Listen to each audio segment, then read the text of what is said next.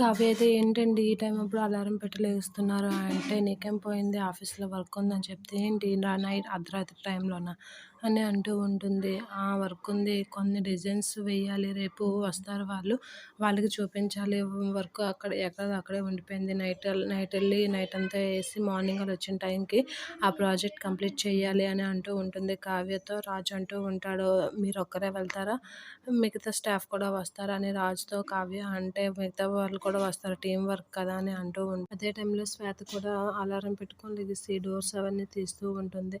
ఆ తర్వాత రాజు అయితే కావ్యకి చెప్పి ఆఫీస్కి వెళ్ళకుండా శ్వేత వాళ్ళ ఇంటికి వెళ్తూ ఉంటాడు. శ్వేత కూడా అదే టైంలో రాజుకి ఫోన్ చేసి రాజు వస్తున్నావా లేదా అని చెప్పి అడుగుతూ ఉంటుంది. రాజు ఇదిగో వచ్చేస్తున్నాను అంటే, త్వరగా రా రాజు అని అంటూ ఉంటుంది. నాకు ఎందుకో భయంగా ఉంది, మా ఇంట్లో ఎవరో ఉన్నారని అన్నట్లుగా అనిపిస్తూ ఉంది, నాకు భయం వేస్తుంది, రా రాజు అని అంటూ ఉంటుంది.